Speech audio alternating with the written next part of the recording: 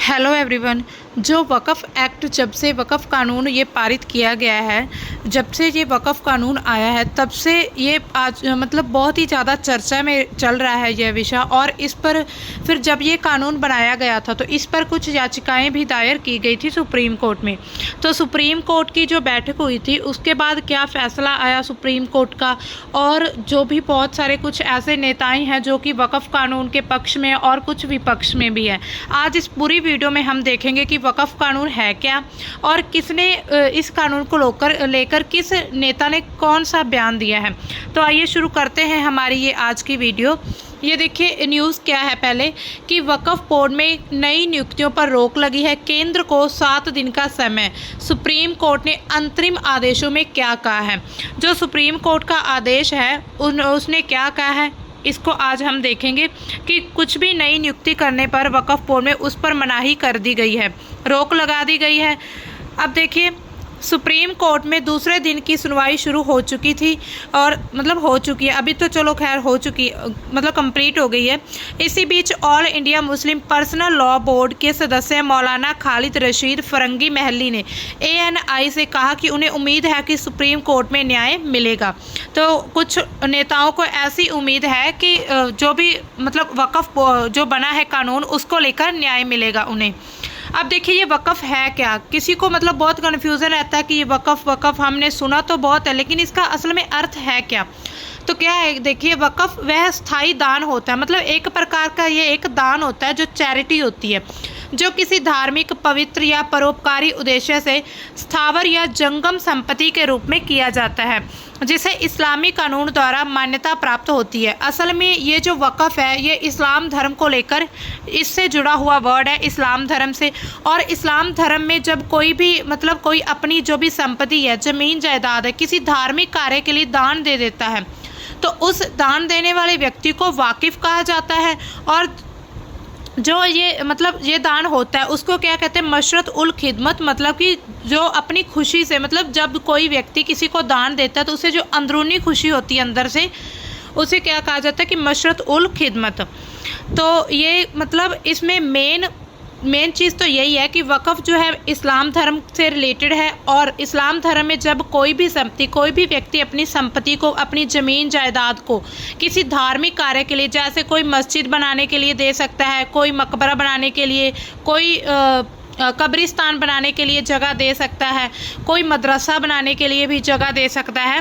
तो इसी तरह से जो जगह देने वाला व्यक्ति होगा, जो दान करने वाला व्यक्ति, वो वाकिफ़ होगा।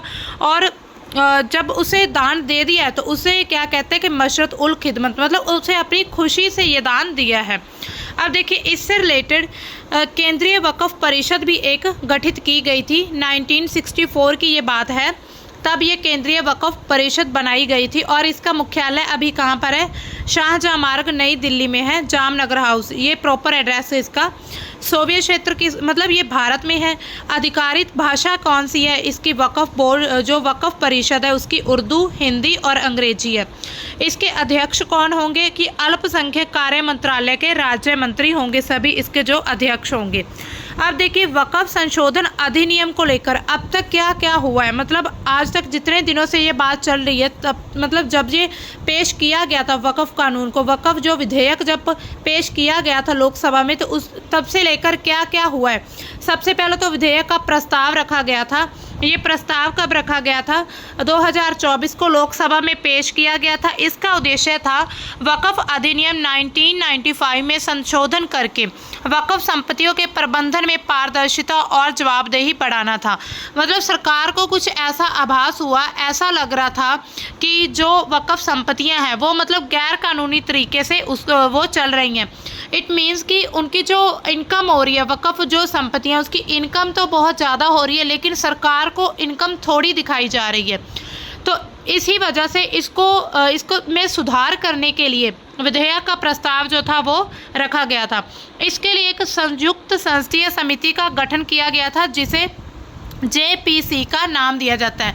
इस कमेटी का क्या काम होता है कि कोई भी अगर कानून बनाना होता है, किसी भी जो भी पहले जो बोर्ड है, किसी में अगर संशोधन करना होता है, जो भी वक्फ बोर्ड था उसमें संशोधन किया गया, तो कानून अभी नया कानून जो बनाया गया है, तो उस कानून को बनाने के लिए बहुत सारे मतलब आम जनता की भी जो विचार होते हैं उनके विचार भी ये लिए जाते हैं, उनके क्या ओपिनियन है, तो सभी की जो सलाह होती है ली जाती है इसमें। तो उसके लिए एक समिति का गठन किया गया था JPC, इसमें 31 मेंबर्स थे और इसमें लोकसभा के 21 मेंबर थे और राज्यसभा के 10 सदस्य शामिल थे और समिति ने विभिन्न हितधारकों से चर्चा शुरू की थी। अब तीसरे नंबर पर क्या हुआ कि विधायक में प्रस्तावित प्रमुख बदलाव जो थे वो प्रस्ताव किए गए, मतलब उसका प्रस्ताव रखा गया था। 44 संशोधन थे जो किए गए थे, जिसमें गैर मुस्लिम और महिला सदस्यों को वक्फ बोर्ड में शामिल करना, डिजिटल रिकॉर्डिंग और वक्फ संपत्तियों पर जिला कलेक्टर की जांच शक्ति शामिल है। मतलब मेन अगर इसमें हम देखें तो सबसे पहले तो इसमें जो गैर मुस्लिम है इस बोर्ड में उन लोगों को शामिल किया जाएगा, मतलब किसी और धर्म से भी मेंबर जो वो इस बोर्ड के मेंबर्स बन सकते हैं। दूसरा, इसमें महिला सदस्यों को भी ऐड किया गया था, पहले इसमें कोई भी महिला नहीं थी।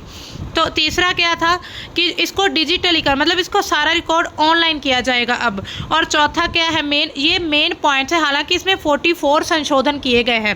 तो जो 4 मेन है ये है कि वक्फ संपत्ति पर जो जिला कलेक्टर है, पहले क्या था जो ट्रिब्यूनल होती थी उसके पास सारा कंट्रोल होता था वक्फ संपत्ति को लेकर, लेकिन अब क्या है कि संपत्तियों पर जिला कलेक्टर का मतलब जिस जिले की जो संपत्ति है उस डिस्ट्रिक्ट के जो कलेक्टर है उसको मतलब जांच करने की शक्ति अब उसके पास है। चौथे, उससे आगे क्या सिफारिश थी, JPC ने कुछ सिफारिशें की थी कि 14 संशोधनों को मंजूरी दी थी, जिसमें जिला कलेक्टर की जांच शक्ति को हटाकर राज्य सरकार द्वारा वरिष्ठ अधिकारी नियुक्त और गैर मुस्लिम सदस्य को अनिवार्य करने जैसे बदलाव शामिल थे। JPC ने फिर खुद का जो उनका प्रस्ताव किया गया था एक संशोधन, उसमें उन्होंने कुछ चेंज किया कि जो जिला कलेक्टर की जांच शक्ति थी, उनकी जो जांच करने की उन्हें जो अधिकार था वो हटाकर राज्य सरकार द्वारा किसी सीनियर अधिकारी को नियुक्त करने की बात की गई थी। फिर इसे लोकसभा में पारित किया गया था लंबी बहस के बाद। उसके बाद इसे 288 इसके पक्ष में हुई थी वोटिंग और 232 इसके विरोध में हुए थे, मतलब 232 लोग इसके विरोध में थे और 288 इसके पक्ष में थे। फिर लोकसभा के बाद राज्यसभा की मंजूरी होती है, फिर राष्ट्रपति की मंजूरी मिल जाती है और ये अधिनियम लागू हो जाता है। लागू कब होता है, ये बहुत इंपॉर्टेंट डेट है, 8 अप्रैल 2025 को पूरे देश में लागू हो जाता है। और आज क्या है, 17 अप्रैल है, मतलब तो इसका मतलब है कि इतने 10-15 दिन हो गए, अभी विवाद इस पर ही चला जा रहा है।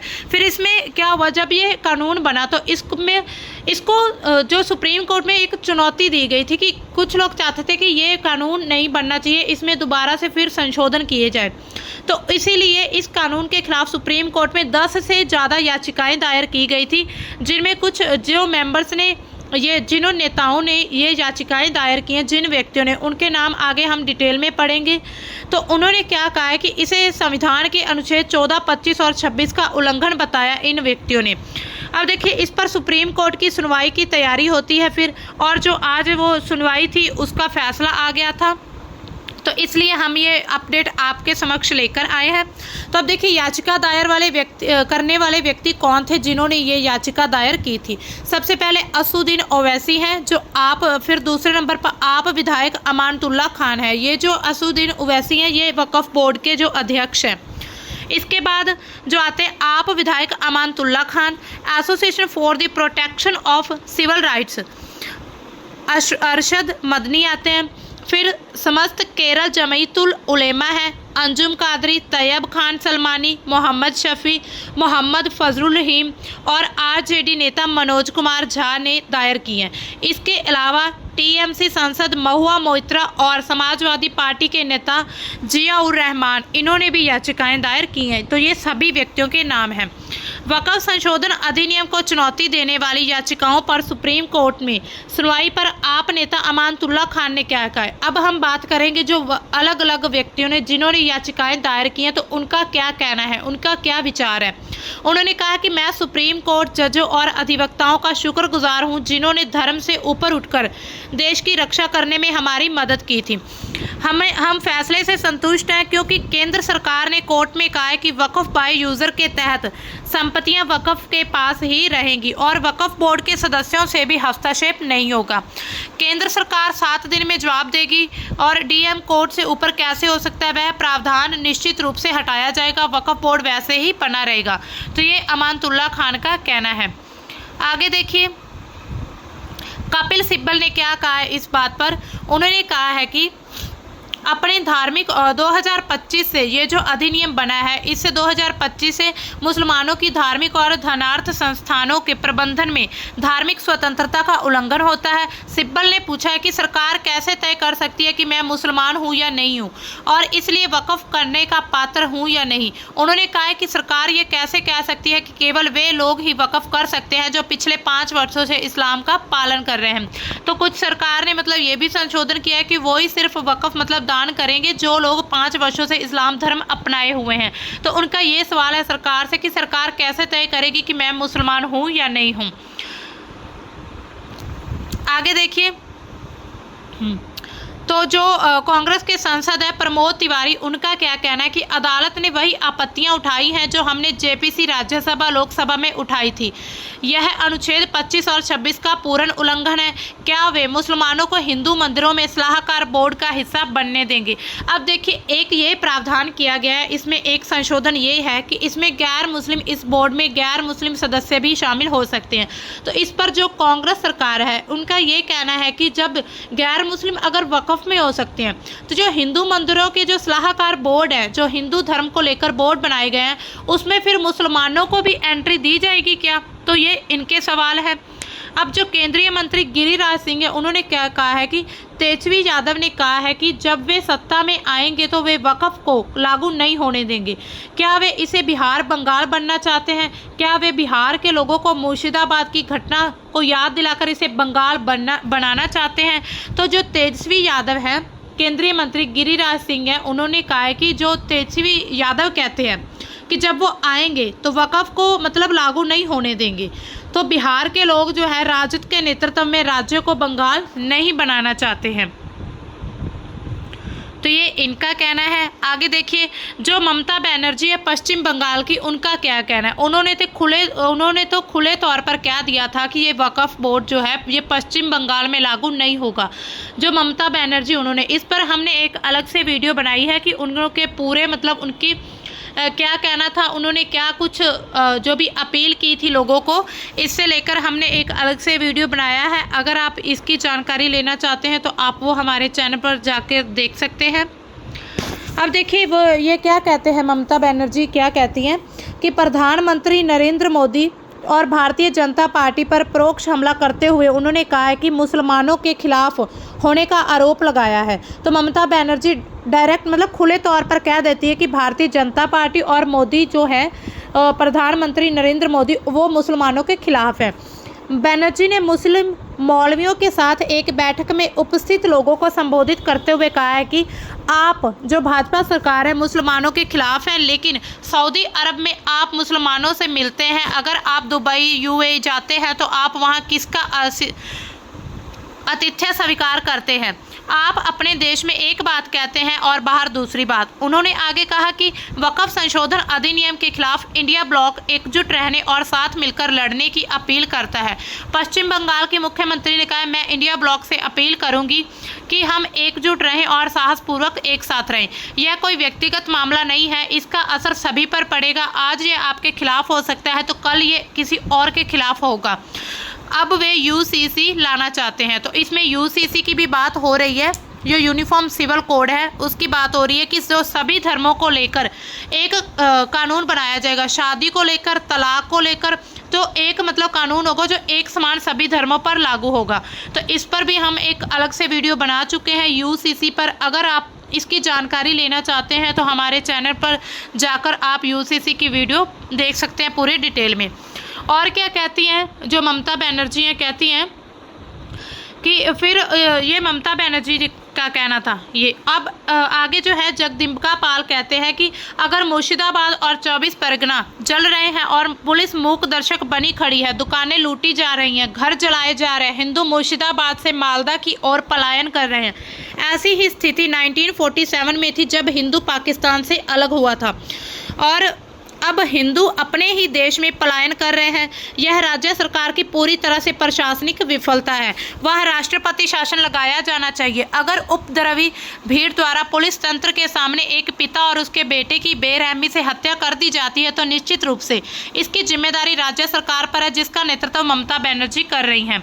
तो ये इनका कहना है। सुप्रीम कोर्ट द्वारा केंद्रीय वक्फ परिषद और बोर्ड में गैर मुस्लिमों को शामिल करने पर सवाल उठाए जाने के बाद जो बीजेपी सांसद जगदम्बिका पाल ने संशोधन का बचाव करने के लिए कहा है कि वक्फ बोर्ड एक वैधानिक और प्रशासनिक संस्था है, न कि धार्मिक, इसलिए अन्य समुदाय के सदस्यों को शामिल करने पर कोई संवैधानिक रोक नहीं है। तो इनका ये कहना है कि इस पर कोई संवैधानिक रोक नहीं है, ये एक वैधानिक और प्रशासनिक संस्था है, ये धार्मिक संस्था नहीं है कि जिसमें सिर्फ मुस्लिम धर्म या हिंदू धर्म को ही रखा जाए।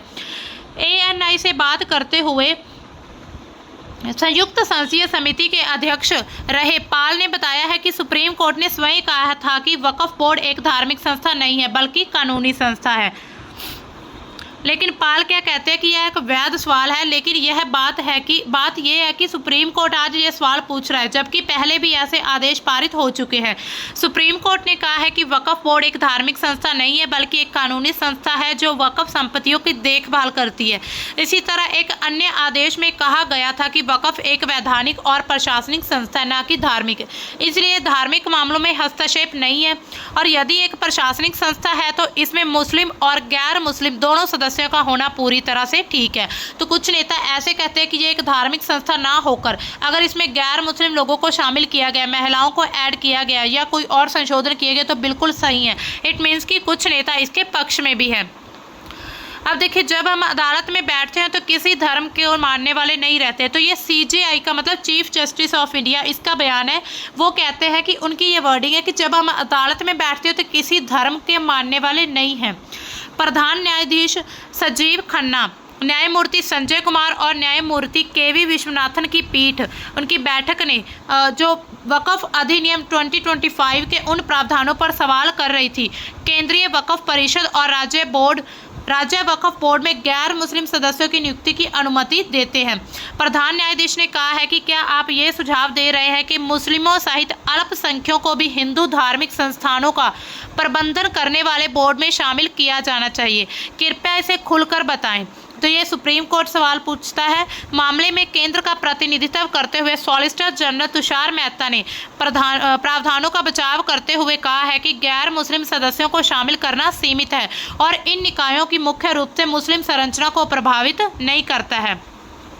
मेहता ने कहा कि यदि वैधानिक बोर्ड में गैर मुस्लिम की उपस्थिति पर आपत्ति स्वीकार कर ली जाती है तो वर्तमान पीठ भी मामले की सुनवाई नहीं कर पाएगी। उन्होंने कहा है कि तब यदि हम उस तर्क के अनुसार चलते हैं तो माननीय इस मामले की सुनवाई नहीं कर सकते हैं, माननीय इसकी सुनवाई नहीं कर सकते हैं। प्रधान न्यायाधीश ने कहा है कि नहीं, माफ़ कीजिए मिस्टर मेहता, हम केवल न्याय निर्णय के बारे में बात नहीं कर रहे हैं। जब हम यहाँ बैठते हैं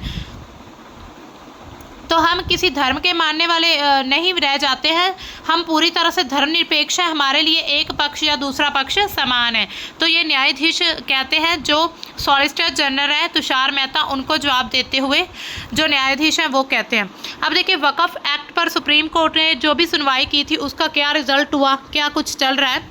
तो इसको चुनौती देने वाले जो याचिकाएं उस पर लगातार दूसरे दिन की सुनवाई हुई है और गुरुवार की सुनवाई के दौरान SG तुषार मेहता ने जवाब दाखिल करने के लिए अदालत से 7 दिन का समय मांगा है। तो उन्होंने 7 दिन का समय लिया सुप्रीम कोर्ट से। सॉलिसिटर जनरल ने भरोसा दिया कि सुनवाई की अगली तारीख तक वक्फ बोर्ड या वक्फ परिषद में कोई सदस्य नहीं जोड़ा जाएगा। तो सुप्रीम कोर्ट ने उनके बयान को रिकॉर्ड कर लिया और जवाब दाखिल करने के लिए सरकार को 7 दिन का समय दिया है। तो सरकार को 7 दिन का समय दिया है। सरकार की ओर से जवाब दाखिल करने के बाद 5 दिन का वक्त याचिकाकर्ताओं को दिया गया है। मामले में अगली सुनवाई को 5 मई को होगी। तो 5 मई को अगला इसका जो भी इसकी जो बैठक होगी वो 5 मई को होगी। सुप्रीम कोर्ट ने कहा है कि इसके बाद मामलों को अंतरिम आदेश के लिए लिस्ट किया जाएगा। अदालत ने कहा है कि इतनी सारी याचिकाओं को सुन पाना मुश्किल है, लेकिन फिर भी 5 याचिकाओं पर ही सुनवाई होगी। हालांकि वक्फ एक्ट की संवैधानिक वैधता को चुनौती देने वाली कुल 10 याचिकाएं दायर की गई थी, जिसमें 5 को सिलेक्ट कर लिया गया है और 5 पर सुनवाई होगी। वक्फ याचिकाओं की सुनवाई करने वाली जो बेंच है उसमें CJI chief justice of India Sanjiv Khanna, justice Sanjay Kumar, justice KV Viswanathan शामिल हैं। अदालत में वक्फ एक्ट की सुनवाई के दौरान सॉलिसिटर जनरल तुषार मेहता ने वक्फ एक्ट के प्रावधानों पर रोक लगाने का विरोध किया था। जो इस पर रोक लगी है, जो भी प्रावधान किए गए उस पर रोक लगी, उसका विरोध किन्होंने किया है कि तुषार मेहता ने। उन्होंने कहा कि प्रावधानों पर रोक लगाना एक कठोर कदम है। बताना होगा कि वक्फ कानून के विरोध में देश भर में मुस्लिम समुदाय और विपक्षी दलों के द्वारा जोरदार विरोध प्रदर्शन किया जा रहा है। वक्फ कानून के विरोध में पश्चिम बंगाल के मुर्शिदाबाद में हुई हिंसा को लेकर भी राजनीतिक माहौल बेहद गर्म है। मुर्शिदाबाद में बहुत ज़्यादा हिंसा हुई थी, जहां पर ममता बनर्जी जो सीएम है और जो पश्चिम बंगाल स्टेट है उसमें, क्योंकि उन्होंने खुले तौर पर यह कह दिया था कि यहाँ पर वक्फ कानून लागू नहीं होगा। तो इसी बीच जो वक्फ के पक्ष में थे उन्होंने भी हिंसा कर दी थी, और जो विपक्ष में थे फिर वो उनको जवाब देने के लिए हिंसा करने लगे थे। वक्फ कानून पर सुप्रीम कोर्ट की सुनवाई के दौरान हिंदू सेना प्रमुख विष्णु गुप्ता की ओर से अदालत में पेश हुए एडवोकेट वरुण कुमार सिन्हा ने कहा है कि आज सुप्रीम कोर्ट में भारत के सॉलिसिटर जनरल ने स्पष्ट रूप से ये कहा है कि नए संशोधन अधिनियम के तहत वक्फ परिषद या बोर्ड में कोई नियुक्ति नहीं की जाएगी। सॉलिसिटर जनरल ने यह भी कहा है कि सरकार अगली सुनवाई तक रजिस्टर्ड और वक्फ बाय यूजर संपत्तियों को डी नोटिफाई नहीं करेगी।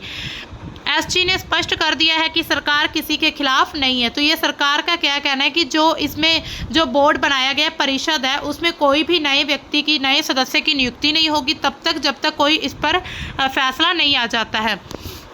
वक्फ बाय यूज़र क्या है? अब वक्फ बाय यूज़र का जिक्र आया तो इसके बारे में हम देख लेते हैं। इसका मतलब ऐसी संपत्ति जो लंबे समय से धार्मिक समुदाय कार्य है, जैसे कि मस्जिद, कब्रिस्तान, चैरिटी के लिए इस्तेमाल हो रही है, भले ही उसका कोई लिखित दस्तावेज या वक्फ डीड ना हो। उदाहरण के लिए अगर कोई ज़मीन सालों से मस्जिद के रूप में इस्तेमाल हो रही है तो उसे वक्फ बाय यूज़र माना जा सकता है, भले ही उसका कोई आधिकारिक रजिस्ट्रेशन नहीं हुआ हो। यह इस्लामी परंपरा का एक हिस्सा है जहां लंबे समय तक इस्तेमाल से संपत्ति का वक्फ होने का दर्जा मान्य हो जाता है। तो यहाँ पर इस बात को, ये बात ऐसी है कि जो वक्फ बाय यूज़र है वो जगह है जिसका कोई भी दस्तावेज नहीं है, मतलब जिसको रजिस्ट्रेशन जिसका नहीं किया गया, लेकिन फिर भी जो धार्मिक कार्य के लिए या समुदाय कार्यों के लिए यूज़ की जा रही है, तो उसको डी नोटिफाई नहीं किया जाएगा जब तक कि अगला फैसला नहीं आ जाता। उच्चतम न्यायालय ने कहा है कि याचिकाकर्ता केंद्र के जवाब पर 5 दिन में प्रत्युत्तर दाखिल कर सकते हैं, जिसके बाद वह मामले को अंतरिम आदेश के लिए सूचीबद्ध करेगा। उच्चतम न्यायालय ने वक्फ संशोधन अधिनियम 2025 की वैधता के खिलाफ याचिकाओं पर सुनवाई के लिए 5 मई की तारीख तय कर दी है। तो सुप्रीम कोर्ट ने अब 5 मई की तारीख दी है, तो अब देखते हैं कि उस 5 मई की तारीख में क्या होगा सरकार का और जो भी सुप्रीम कोर्ट है उनका क्या फैसला होगा। तो ठीक है दोस्तों, ये न्यूज़ हमारी इतनी थी। मिलते हैं हम अपनी किसी नेक्स्ट न्यूज़ के साथ, तब तक के लिए बाय। Thanks for watching.